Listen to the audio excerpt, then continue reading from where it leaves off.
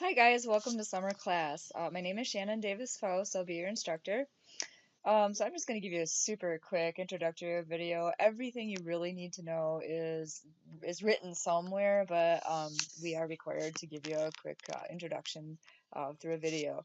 So anyway, the textbook I picked here, it's got this picture of a wheelbarrow full of monkeys.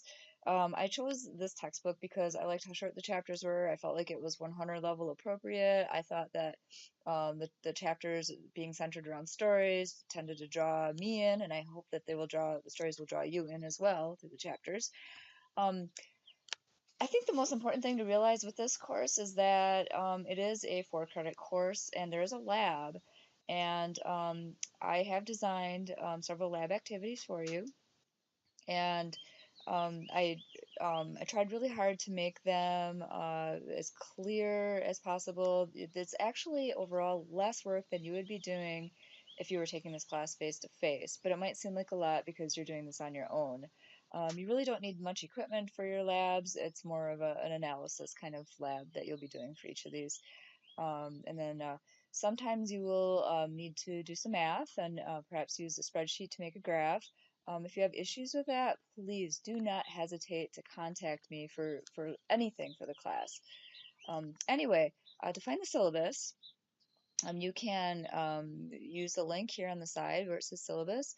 I keep the syllabus in Google Drive so that I can make changes to it and I don't have to save it and re-upload it every single time. And I also have the link to it right here. So here it is. And it's a pretty short syllabus. It's only 5 pages long. The first 3 pages are just the course objective, what the class is about, what you need for the class. You do need to have online access to the class. Um, Policies are general online policies, making sure that you're following email and D2L. Academic integrity. If you copy material from any other source and you don't cite it and don't have quotation marks around it, it is considered plagiarism, and you will get a 0 for the assignment. And if you do it more than once, then I would report it to the dean's office. And I have to say that because I do run into that occasionally. You may not copy and paste anything without citing it, and you can't just copy and paste your whole assignment either, even with if you do cite it. I've also run into that. You need to mostly write things into your own words. Okay, so what grading is based on is you have 4 lecture exams. They're multiple choice and they're entirely online. They're pooled questions, so your exam would be different than every other student in the class. And it is a limited amount of time that you have. You have 1 hour and 15 minutes to take your exam. That's actually more time than you would be given if you were taking this class face to face. You only get an hour face to face for the exact same type of exam. Um, you also have learning curves. The learning curves are part of the online textbook. You go in through Launchpad, and the learning curves are a series of questions for each chapter, and it allows you to go back and read the chapter as you're answering the questions.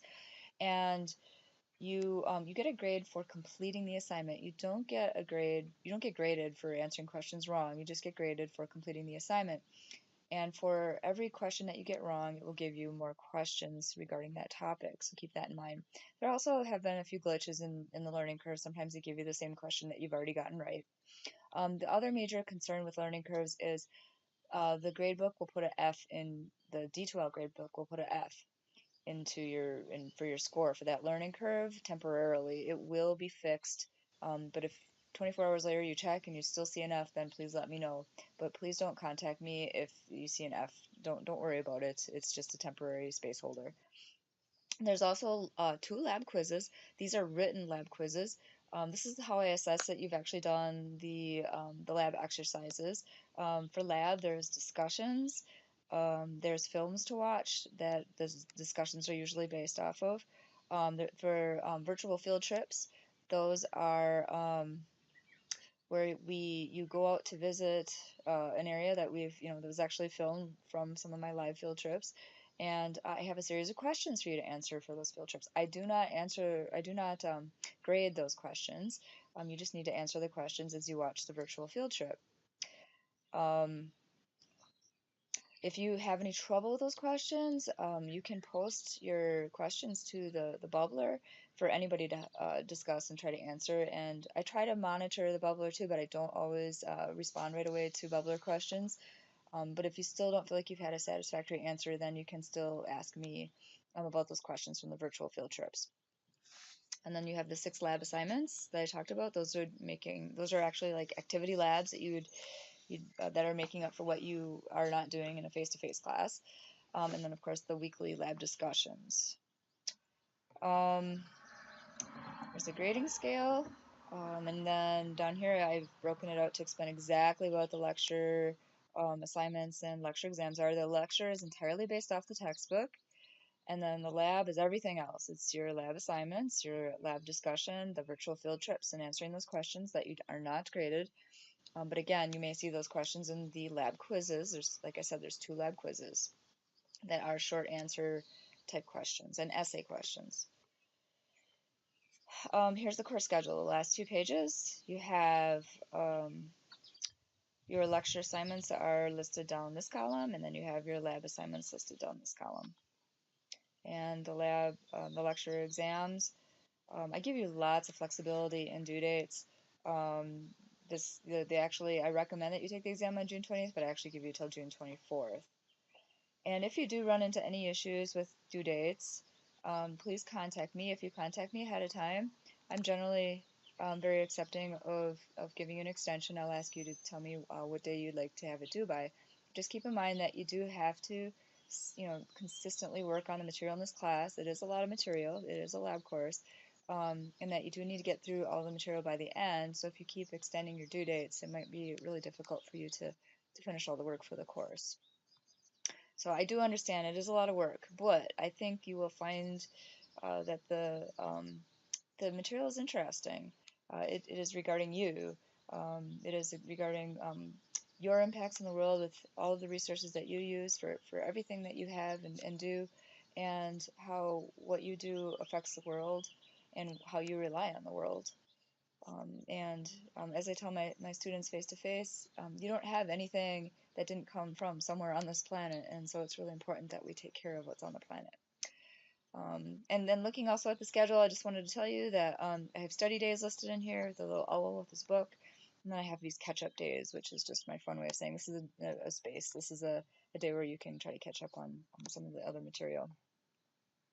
So anyway, inside of D2L, I guess I should introduce you to the tabs really quickly. We have the home page. That'll be what you'll see every time you come into the class. Then you'll have the content. Really the only reason to go to content would be to go into the learning curves, but you can access the learning curves off of the calendar too. So this is what happens when you click on the launch pad, each one of the learning curves. It'll take you into the Macmillan site, just like that. I'm not going to wait for this to load up for you. But you can go on the home page and click on the learning curves right off of the calendar here on the side. And I have the due dates for, I think everything is on here. So I do recommend that you print off the schedule off of the syllabus and keep that posted above. But also this calendar should be helpful too. If you do see any discrepancies in due dates, please let me know. I usually have a couple of mistakes that have to be fixed. For discussion, at the top you can let's see. You have the introductions on the top. And I'm missing something here I might have to fix. I have a Ask the Instructor discussion, and I also have a bubbler discussion area. Just don't know where it is at the moment. I'll go back to that and fix that later. The Dropbox, this is where you'll find your lab exercises. Like I said, there's 6 of them. The carbon footprint and the urban versus rural ecosystems, they kind of come right at the very end, so it would be a good idea to work ahead on those 2. And being an 8-week course, you actually have a week where you don't have a lab exercise. Actually, a couple of weeks. All right, and then the links. Links is where you will find the virtual field trips. And also, I think I have on here, the last one is a video, The Sky is Pink, which is all about fracking for natural gas and the effects of that. And then your exams and your quizzes are all listed underneath the quiz tab. We don't have an option for an exam tab. So it says lecture exam 1, 2, 3, even though it says quiz here, they are exams. And then the lab quizzes. Okay, I think that's it now. If you have any questions, please let me know. I don't ever hesitate to ask